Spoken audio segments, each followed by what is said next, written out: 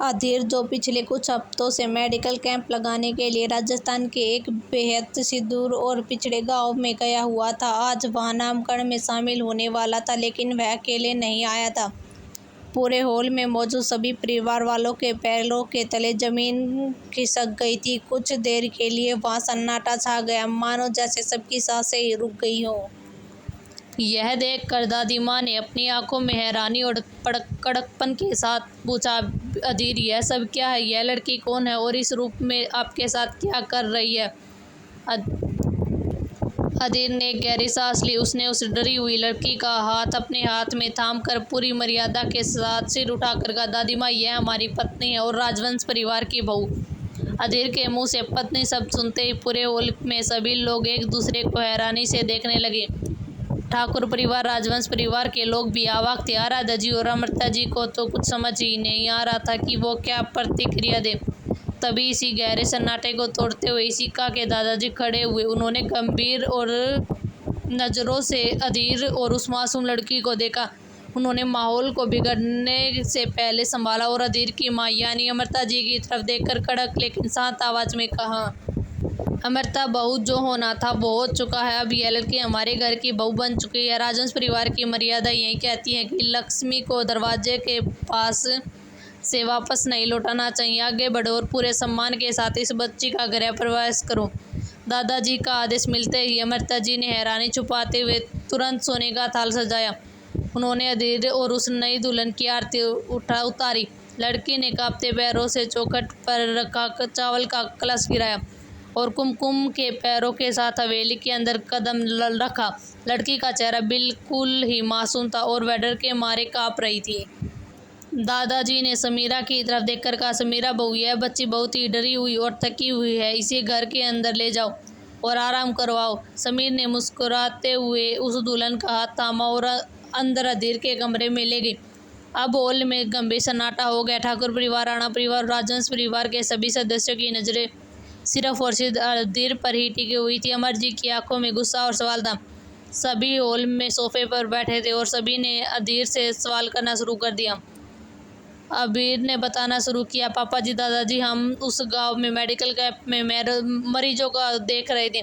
शाम के वक्त जब हम कैंप के पास से सुनसान रास्ते से टहल रहे थे तो अचानक झाड़ियों के पीछे से भागती हुई रोती बिलखती है लड़की दुल्हन के जोड़े में आई और सीधे आकर हमसे टकरा गई। वह बुरी तरह हाफ रही थी और हमसे अपनी जान और आबरू को बचाने के लिए भीख मांग रही थी।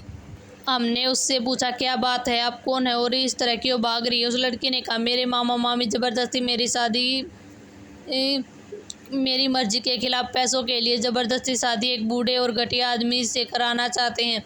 कैसे भी करके अपनी जान बचाकर मैं मंडप से भाग आई हूँ और मुझे पकड़ने के लिए कुछ गुंडे मेरे पीछे पड़े हैं। प्लीज़ मुझे बचा लीजिए, मैं आपका एहसान ज़िंदगी भर नहीं भूलूंगी।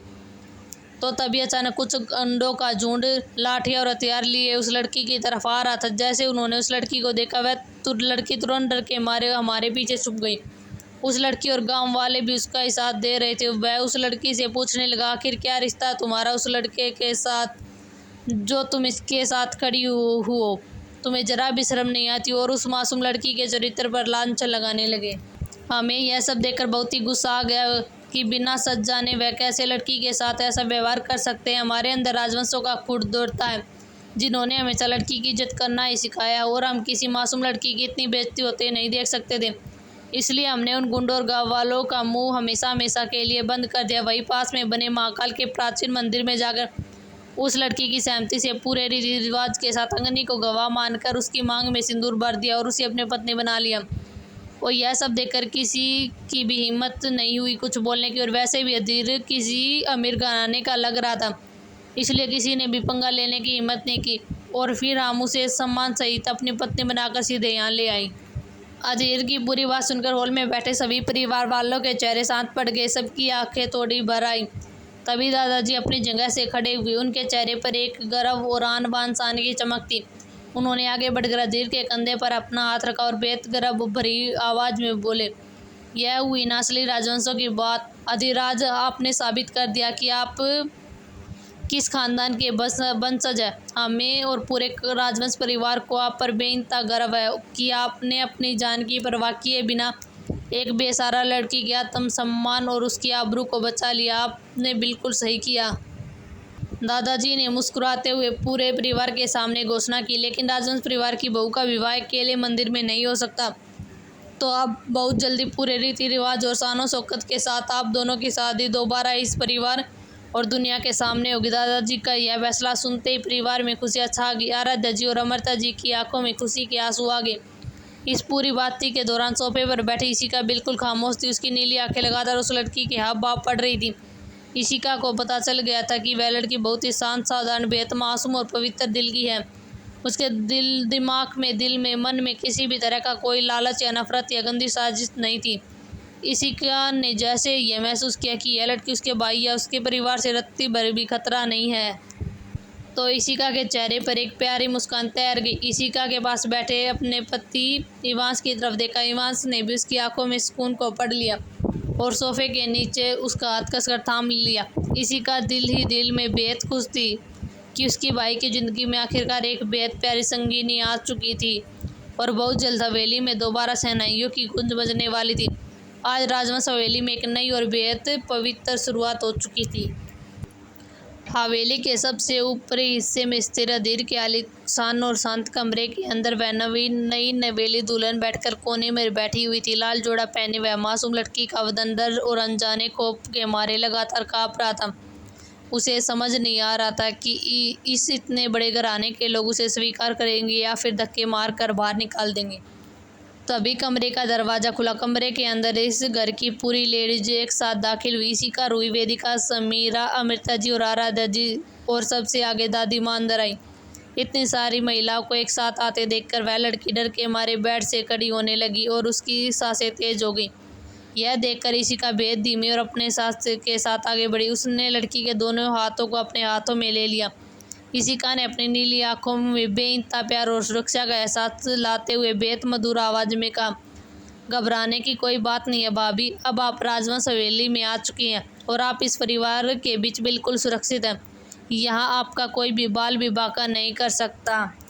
इशिका की आवाज़ का वह जादू और अपनापन सुनकर उस लड़की का दिल का खौफ एक पल के लिए गायब हो गया और उसने एक बेहद लंबी सांस ली। तभी अमृता जी आगे आई। उन्होंने प्यार से उस लड़की के सिर पर हाथ रखा और उनका घूंघट उठाया। घूंघट उठाते ही सामने एक बेहद सादगी भरा, मासूम और बेदाग खूबसूरत चेहरा था जिसकी आंखों में आंसू तैर रहे थे। अमृता जी ने उसके गालों को सहलाते हुए बेहद धीमी आवाज़ में पूछा, आपका नाम क्या है बेटा और आपके परिवार में कौन कौन है? हमें सब कुछ बताइए, आपको घबराने की कोई बात नहीं है। लड़की ने अपनी रूंधी हुई आवाज़ में आंखें नीचे कर अपना सच बताना शुरू कर दिया। मेरा नाम अन्वी है। मेरा इस दुनिया में अपना कहने वाला कोई नहीं है। मैं पूरी तरह अनाथ हूँ। बचपन में ही मेरे माता पिता हादसे में गुजर चुके थे। तब से मैं अपने मामा मामी के साथ रह रही थी, लेकिन उनका व्यवहार मेरे प्रति बिल्कुल भी अच्छा नहीं था। वे हर बात पर मुझ पर जुल्म करते थे, मारते थे, पीटते थे। मामा जी की आर्थिक हालत बहुत खराब थी और उनके ऊपर बहुत ही कर्जा था। उन्होंने पैसों के लालच में आकर ज़बरदस्ती मेरी शादी उस गरीब और एक अमीर और बूढ़े आदमी से पक्की कर दी। अगर डॉक्टर साहब मुझे नहीं बचाते तो मैं आज जिंदा नहीं होती। अन्वी का यह सच और उसकी बेबसी सुनकर कमरे में खड़ी आराध्या जी, अमृता जी, रूही, वेदिका, समीरा की आंखें भर आई। अमृता जी के मातृत्व का बांध का स्वर टूट गया। उन्होंने अन्वी के मुंह से अनाज शब्द सुनते ही झटके से उसे अपने गले लगा लिया। अमृता जी की आंखों से आंसू बहने लगे। उन्होंने अन्वी की पीठ सहलाते हुए बेहद भावुक आवाज़ में कहा, खबरदार बेटा, अगर आज के बाद आपके मुंह से अनाज शब्द निकला तो हमसे बुरा कोई भी नहीं होगा। और आप अनाथ नहीं है तो हम आपकी माँ हैं। यह राजवंश परिवार आपका अपना परिवार, आप अनाथ नहीं हैं, हम तुम्हारी माँ हैं। यह सब सुनते ही अन्वी का कलेजा फट गया। उसने अपनी सगी माँ की कमी एक पल के लिए पूरी होती हुई महसूस की। वह अमृता जी के सीने से लिपटकर फूट फूट कर रोने लगी। वह पहली बार जिंदगी में खुद को अकेला नहीं बल्कि महफूज महसूस कर रही थी। यह भावुक मंजर देखकर इशिका आगे बढ़ी। उसने अमृता जी से अन्वी को अलग किया और उसके आंसू पूछे और हंसते हुए बोली, बस भाभी, अब रोने के दिन हमेशा हमेशा के लिए बीत गए हैं। अब आपके हंसने के दिन आ गए हैं। अब इस घर में हमेशा खुशियाँ के दिन आ गए हैं।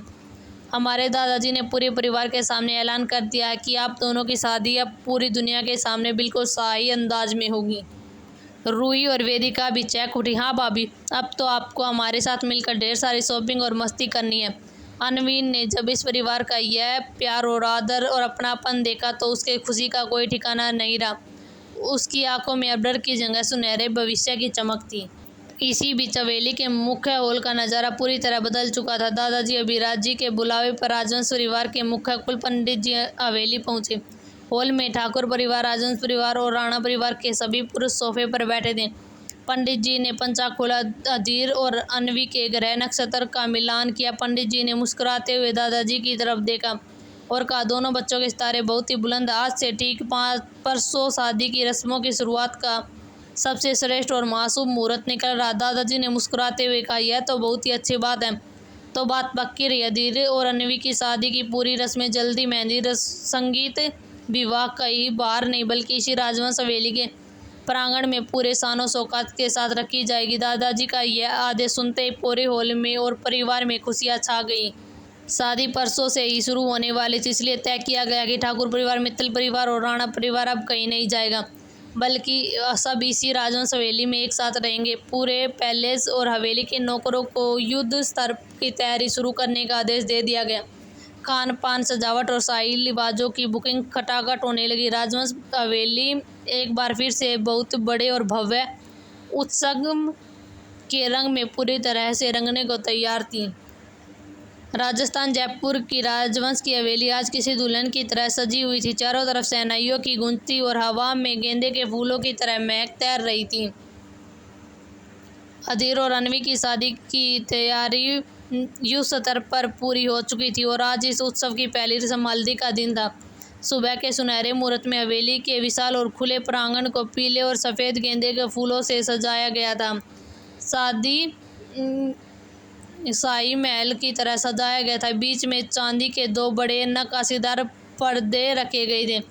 ऊपर कमरे में इशिका, रूही और वेदिका मिलकर नई दुल्हन अनवी को तैयार कर रही थी। इशिका ने बड़े प्यार से अनवी को बेहद खूबसूरत सा लहंगा पहनाया। अनवी सादगी भरे श्रृंगार में किसी अप्सरा जैसी मासूम और खूबसूरत लग रही थी। ऊपर से इशिका और रूही भी आज के दिन गजब ढा रही थी। इशिका ने पीले और सुनहरे रंग की खूबसूरत सी पोशाक पहन रखी थी, जिसमें उसकी नीली आंखें और गहरी मांग का सिंदूर उसकी खूबसूरती को सातवें आसमान पर ले जा रहा था। रूही भी पीले लहंगे में भला की खूबसूरत लग रही थी। समीरा और अमृता जी ने अनवी को सहारा देकर नीचे प्रांगण में लेकर आई। अधीर ने भी पीले रंग के कुर्ते में बेहद ही हैंडसम लग रहा था। पंडित जी के मंत्रोच्चारण के बीच दोनों को बैठाया गया। संगीत की रस्म शुरू होते स्टेज पर एक के बाद एक आलीशान और रोमांटिक परफॉर्मेंस की झड़ी लग गई। अधीर और अनवी सबसे पहले स्टेज पर आई। अधीर ने बड़े प्यार के अंदाज में अनवी का हाथ थामा। अनवी हरी गुलाबी रंग की खूबसूरत सी पोशाक में शर्माते हुए अधीर के कदमों से कदम मिला रही थी। दोनों का डांस बेहद मासूम और खूबसूरत था। अधीराज और समीरा भी स्टेज पर आए। हॉल में ही माता पिता बने इस जोड़े ने एक ट्रेडिशनल लोकगीत पर बेहद ही ग्रेसफुल डांस किया, जिसे देखकर पूरे हॉल में तालियां बजाई। अब बारी थी कार्तिक और रूही की। रूही और कार्तिक ने भी एक खूबसूरत सा डांस किया, जिससे पूरे हॉल में तालियों की गड़गड़ाहट गूंज उठी। अंत में जैसे इवांश और रानीसा इशिका स्टेज पर आए, पूरे हॉल में सन्नाटा छा गया। इवांश ने ब्लैक जोधपुरी सूट पहना हुआ था और इशिका ने ब्लू कलर की खूबसूरत सी पोशाक पहनी हुई थी और इवांश बहुत ही पॉजिटिव तरीके से डांस कर रहा था। इवांश की नज़रों में वह दीवानापन देखकर हर कोई मंत्रमुग्ध रह गया। उसके बाद परिवार के बड़े बुजुर्ग भी पीछे नहीं रहे। दादाजी, दादी माँ, अभिराज जी, आराध्या जी, अमृता जी, अमर जी, रणधीर जी, रुक्मणी जी, सभी ने मिलकर एक पुराने मांगलिक गीत पर पारंपरिक नृत्य किया। बड़ों का नाच देखकर इवान्या और वेदिका ने पूरे हॉल में उन सभी पर फूलों की बारिश कर दी। इसके बाद सभी मेहमान और परिवार वाले शानदार डिनर और पार्टी के जश्न में बिजी हो गए। पार्टी के इसी शोर शराबे के बीच इवांश और इशिका हॉल के कोने में आलीशान सोफे पर एक साथ बैठे हुए थे।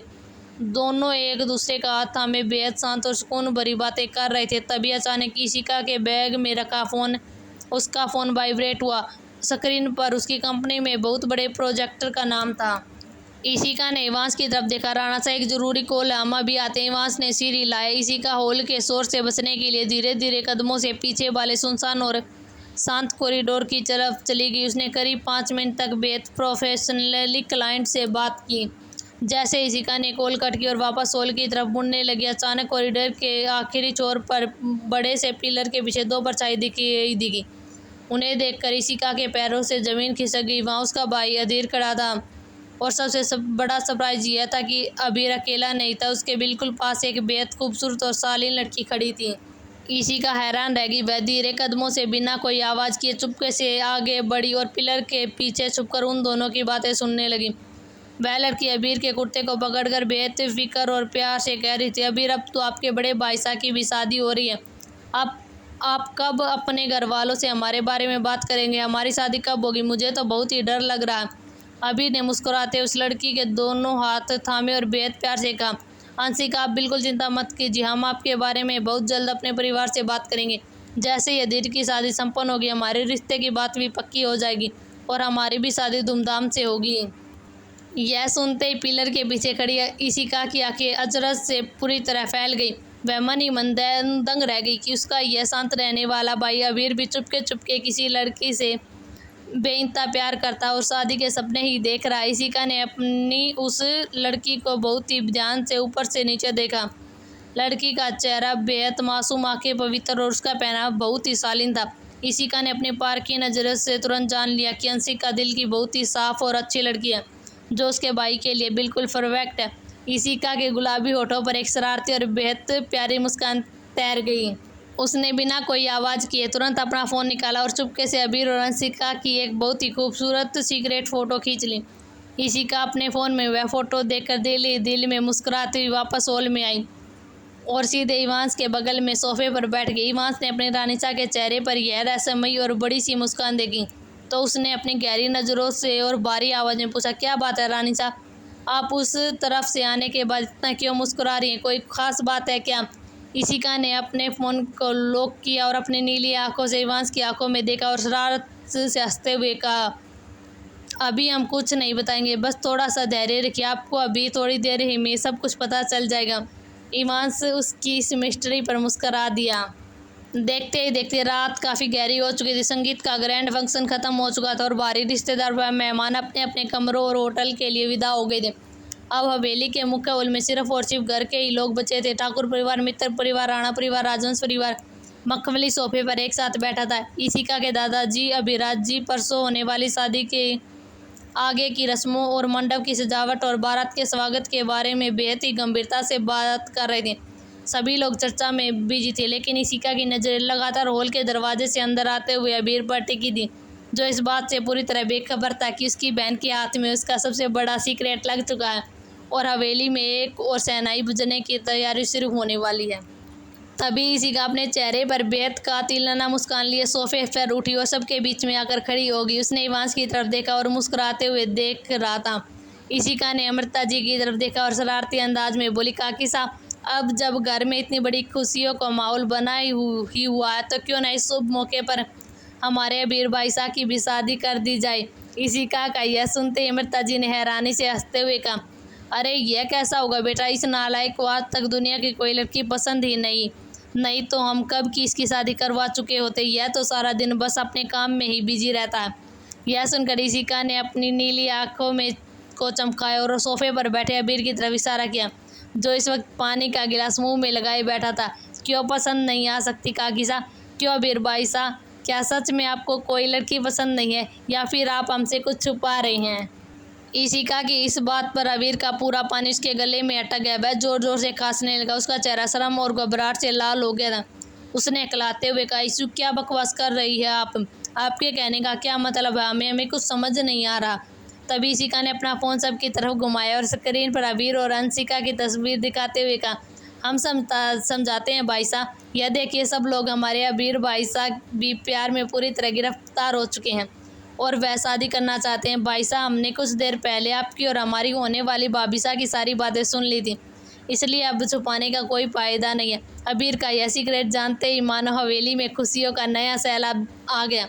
कार्तिक और रूही तो अबीर को चिढ़ाते हुए बोले, वाह भाई साहब, आप तो छुपे रुस्तम निकले। अमर जी और अमृता जी अपने बेटे के बारे में यह सुनकर पूरी तरह हैरान और अवाक रह गई।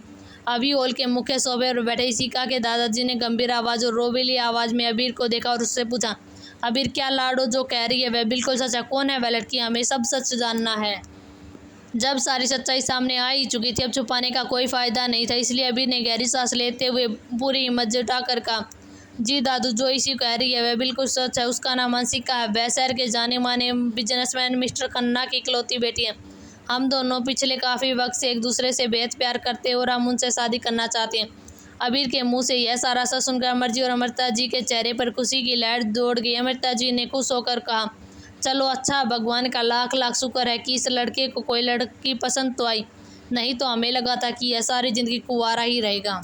तभी इशिका के दादाजी हंसते हुए आदेश दिया, तो फिर तय रहा, तुम्हारी भी शादी अवधीर के साथ होगी। कल ही हंसिका के परिवार वालों को पूरे आदर के साथ बुलाओ, हम खुद उनसे बात करेंगे। सभी परिवार वाले यह सुनकर खुशी से झूम उठे। अबीर भी अपनी शादी की बात सुनकर दिल ही दिल बेहद खुश और राहत महसूस कर रहा था। अगली सुबह राजवंश हवेली में मोर्स में मिस्टर खन्ना और उनके परिवार आकर उतरा। राजवंश परिवार ने बेहद मान सम्मान के साथ उनका स्वागत किया।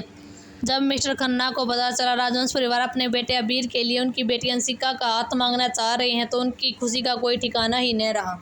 दोनों परिवारों के बीच बातचीत बेहद सफल रही। पंडित जी ने मुहूर्त देखकर तय किया कि अब एक ही दिन, एक ही मंडप में, एक ही शुभ लगन में राजवंश परिवार के दोनों भाइयों की शादियां संपन्न हो गई। इसके बाद हवेली के अंदर खुशियां का जो सैलाब आया उसे शब्दों में बयान नहीं किया जा सकता था।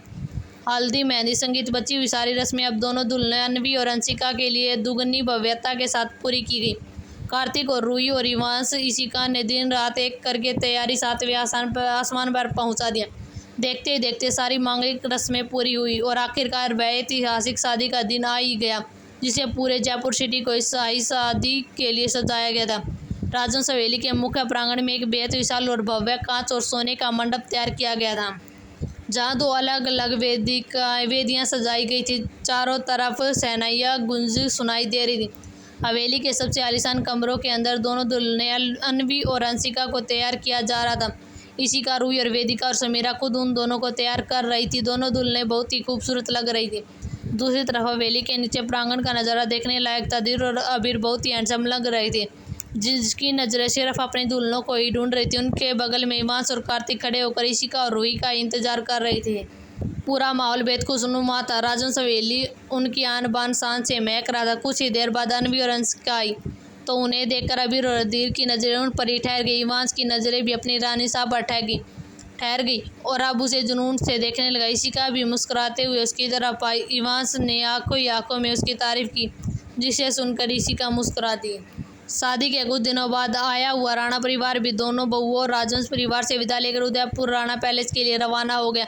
बाकी आए हुए सभी मेहमान भी अपने अपने घरों के लिए लौट गए। पूरा परिवार अब वापस अपनी पुरानी और बिजी दिनचर्या में मशगूल हो चुका था। माहौल पूरी तरह शांत और खुशनुमा था। देखते ही देखते 2 हफ्तों का वक्त पलक झपकते ही बीत गया। आज संडे का दिन था। पैलेस की भागदौड़ में आज पूरा दिन राणा परिवार को सुकून से बिताने के लिए मुख्य आलीशान लिविंग हॉल में मौजूद था। दादाजी, दादी माँ, रुक्मणी जी, रणधीर जी, रूही, कार्तिक, इवान्या और इवांश सभी हॉल में बैठे बातें कर रहे थे। तभी पैलेस के विशाल और नक्काशीदार सीढ़ियों से उतरकर इशिका नीचे हॉल की तरफ आ रही थी। उसने एक बेहद ही खूबसूरत साड़ी पहन रखी थी। जयपुर से चला राजवंश परिवार का शाही काफिला जैसे ही तूफानी रफ्तार से राणा पैलेस पहुंचा, पूरे महल का माहौल भावुकता दोहरी खुशियों से भर गया। गाड़ी से उतरते ही सभी परिवार वाले अंदर गए। राणा परिवार ने उनका गर्मजोशी से स्वीकार किया। अभिराज जी ने अपनी लाडली बेटी को गले लगा लिया, तो तीनों भाइयों की आंखों में भी अपनी बहन की बड़ी खुशी को देखकर नम हो गई। दोनों परिवारों ने मिलकर इस हसीन पल को बेहद ही धूमधाम से सेलिब्रेट किया। इशिका की प्रेगनेंसी की खबर मिलने के बाद इवांश का पूरा परिवार बदल चुका था। वह अपनी पत्नी और आने वाले बच्चों को लेकर 100 गुना ज़्यादा प्रोटेक्टिव हो चुका था। वह अपनी पत्नी और बच्ची पर रत्ती भर भी रिस्क नहीं लेना चाहता था। इवांश ने ऑफिस जाना बंद कर दिया था और अपने पैलेस से ही काम करना शुरू कर दिया था। वह दिन भर अपने लैपटॉप पर फाइल देखता, लेकिन उसकी नज़रें पल पल इशिका पर ही टिकी रहती थी। इशिका जैसे ही बेड से उठने की कोशिश करती, इवांश चीते की पूर्ति से अपना सारा काम छोड़कर उसके पास आ जाता और उसे सहारा देता। उसने पूरे पैलेस के नौकरों और बॉडीगार्ड को कड़े आदेश दे दिए थे कि रानी साहब को किसी भी तरह कोई भी तकलीफ नहीं होनी चाहिए। घर की लेडीज रुक्मणी जी, दादी माँ, रूही भी दिन रात इशिका की पसंद का खाना बनाने और उसका पूरा ध्यान रखने में बिजी रहती थी। वक्त का पहिया तेजी से घुमा और देखते ही देखते इशिका की प्रेगनेंसी के खूबसूरत 7 महीने बीत गए और उनकी गोद भराई का पावन दिन आ गया। आज पूरा राणा पैलेस रंग बिरंगे फूल और लाइटों से जगमगा रहा था। उत्सव में शामिल होने के लिए राजवंश परिवार, ठाकुर परिवार और मित्तल परिवार सहित राजस्थान के सभी बड़ी रियासतों के मेहमान आ चुके थे। ऊपर अपने आलीशान कमरे में इशिका तैयार हो रही थी। उसका प्यारा सा बेबी बम्प साफ दिख रहा था। कमरे के अंदर इस वक्त उसकी तीनों भाभियाँ और उनके साथ ही रूही और वेदिका इवान्या भी मौजूद थे। इशिका ने आज गुलाबी रंग के बेहद भारी ओढ़नी वाला पारंपरिक राजपूती पोशाक पहनी थी। इशिका इस मातृत्व रूप में के निखार में किसी लोक की देवी लग रही थी। गोद भराई की उस पावन रस्म के बाद वक्त अपनी रफ्तार से पंख लगाकर उड़ने लगा। इवांस की पजेसिवनेस और पागल पैलेस का सख्त पहरा दिन ब दिन और मजबूत होता गया। देखते ही देखते प्रेगनेंसी के वह आखिरी हसीन महीने भी बीत गए और आखिरकार वह सबसे बड़ा दिन आ ही गया जिसे दोनों परिवारों का बेसब्री से इंतजार था। सुबह के वक्त अचानक पैलेस इसके मुख्य शाही कमरे में अंदर से कराने की आवाज़ आई। इशिका का अचानक बहुत तेज लेबर पेन शुरू हो चुका था। दर्द इतना असहनीय था कि इशिका के माथे पर पसीने की बूंद आ गई और वह बेड की चादर कसकर पकड़कर तड़पने लगी। इशिका की यह हालत देखकर इवांस के होश उड़ गए। वह अपनी ज़िंदगी में पहली बार इतना घबराया था। उसने बिना एक पल गवाए तुरंत इशिका को अपनी बाहों में उठाया और अपनी बुलेट प्रूफ लग्जरी गाड़ी की तरफ भागा। गाड़ियों का शाही काफिला तूफानी रफ्तार से उदयपुर की सबसे बड़ी सिटी हॉस्पिटल के वीआईपी विंग की तरफ दौड़ पड़ा। राणा परिवार ने तुरंत राजवंश परिवार और ठाकुर परिवार को भी सूचना दी। जब तक इवांस इशिका को लेकर हॉस्पिटल पहुंचा, कुछ ही देर में राजवंश परिवार भी बदहास हालत में हॉस्पिटल के वीआईपी कॉरिडोर में इकट्ठा हो चुके थे। इशिका को तुरंत लेबर रूम में ले जाया गया। बाहर का माहौल बेहद ही तनावपूर्ण था। सभी के चेहरे पर गहरी चिंता थी, लेकिन सबसे ज़्यादा बदतर हालत इवांस की थी। वह कॉरिडोर की दीवारों से टेक लगाई माथे का पसीना साफ करते हुए लगातार अपनी बीवी और बच्चे की सलामती की प्रार्थना कर रहा था। अंदर से आती इशिका की चीखें जब इवांस की आंखों कानों में पड़ी तो उसके फौलादी कलेजा जैसे फट ही जा रहा था। वह अंदर जाने के लिए बेताब हो रहा था, लेकिन कार्तिक और रणजीत जी उसे कसकर पकड़े हुए थे। तभी अचानक इशिका की चीखें बंद हो गई और लेबर रूम का दरवाज़ा खुला। पूरे कॉरिडोर का सन्नाटा तोड़ती हुई दो नन्ही नन्ही किलकारियाँ हवा में गूंज उठी। एक साथ दो बच्चों की रोने की आवाज़ सुनकर पूरा परिवार अपनी जगह पर ठिठक गया। इवांस की सांसें भी वही थम गई। लेडी डॉक्टर चेहरे पर एक बड़ी सी मुस्कान लिए बाहर आई। उन्होंने अपने ग्लव्स उतारे। इवांस के पास आकर बेहद आदर के साथ बधाई देते हुए बोली, हुकुम साहब, बहुत बहुत बधाई हो। हुकुम रानी साहब ने जुड़वा बच्चों को जन्म दिया। दोनों ही बेहद तंदुरुस्त और प्यारे बच्चे और हुकुम रानी साहब भी बिल्कुल ठीक हैं। जुड़वा बच्चों का जन्म हुआ, यह सुनते हॉस्पिटल का वह गंभीर कॉरिडोर एक पल में उत्सव के माहौल में बदल गया। आराध्या जी और रुक्मणी जी खुशी के मारे फुट फुट कर रोने लगी। अभिराज जी और रणजीत जी के बेचारे खिल उठे। तीनों भाई खुशी से झूमने लगे। कार्तिक ने आगे आकर सीधे आकर इवांस को गले लगा लिया और कहा, बधाई हो इवांस, तुम बाप बन गए, वह भी दो शेरों के। इवांस के चेहरे के भाव देखने लायक थे। उसकी आंखों में खुशी के आंसू बह रहे थे और चेहरे पर गर्व था। जो माफिया किन पूरी दुनिया को झुकाता था, आज अपने नन्हे नन्हे अंशों के इस दुनिया में आने की खबर सुनकर पूरी तरह भावुक हो गया। उसका वजूद मुकम्मल हो चुका था। कुछ ही घंटों बाद जब इशिका को होश आए तो डॉक्टर ने उसे एक बेहद आलीशान वीआईपी नॉर्मल वार्ड में शिफ्ट कर दिया। इशिका बेड के सहारे लेटी हुई थी। थोड़ी कमज़ोर थी, लेकिन उसके चेहरे पर मातृत्व का एक अलौकिक निखार था। पूरा राजवंश परिवार और राणा परिवार मुस्कुराते हुए अंदर दाखिल हुए। इशिका के बिल्कुल बगल में मखमली कंबड़ों में लिपटे दोनों नवजात राजकुमार खिलखिला रहे थे। दोनों बच्चों बला के खूबसूरत और क्यूट थे।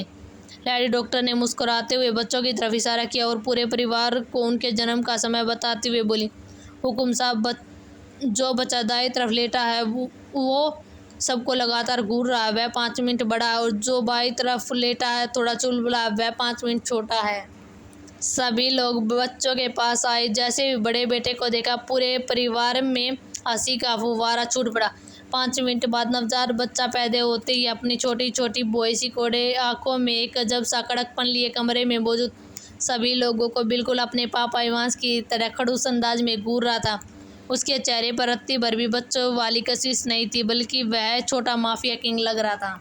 यह देखकर कार्तिक अपनी हंसी काबू नहीं कर पाया। वह जोर से ठाका मारकर हंसा और इवांस को चिढ़ाते हुए बोला, ओह माय गॉड इवांस, यह बड़ा वाला तो बिल्कुल तुम पर गया। देखो तो सही यार, पैदा हुए इसे आधा घंटा भी नहीं हुआ और देखो सबको कैसे गुस्से और एटीट्यूड से घूर रहा है, बिल्कुल तुम्हारी ही तरह खड़ूस है। कार्तिक की बातें सुनते ही कमरे में मौजूद सभी परिवार वाले जोर जोर से हंसने लगे। खुद इशिका भी बेड पर लेटी हुई मुस्कुराने लगी। तभी इवांस ने अपनी गहरी कड़क नजरें घुमाई और कार्तिक को एक बेहद जानलेवा लुक दिया, मानो वह कह रहा, चुप हो जाओ वरना यही ढेर कर दूंगा तुम्हें। जब पालने में लेटा वह नन्हा बड़ा राजकुमार भी जैसे कार्तिक की बात पूरी समझ गया हो, उसने भी कार्तिक की तरफ अपनी नजरें टेढ़ी की और बिल्कुल अपने पापा इवांस की तरह एटीट्यूड में कार्तिक की ओर ज़्यादा गुस्से से घूरने लगा कि मानो ऐसा कह रहा हो कि आपकी हिम्मत भी कैसे हुई हमारी बाबासा को ऐसे बोलने की। वहीं दूसरी तरफ उसका छोटा भाई लेटा अपने पैर हवा में चला रहा था और बेहद प्यारी शरारती मुस्कान बिखेर रहा था, जो बिल्कुल अपनी माँ शिका के स्वभाव पर गया था। दोनों जुड़वा बेटे इस अलग और अनोखे स्वभाव को देखकर हॉस्पिटल का रूम ठाकुर और खुशियों से गूंज उठा। इवांस आगे बढ़ा और अपने बड़े बेटे और छोटे बेटे अपनी दोनों मजबूत बाहों में उठाया और ऋषिका के पास बैठकर उसके माथे को प्यार से चूम लिया। राजवंश परिवार और राणा परिवार आज दो नए और बेहद दमदार राजकुमारों के आगमन के कारण दोनों परिवारों की खुशियाँ सबसे उच्च शिखर पर पहुंच चुकी थी।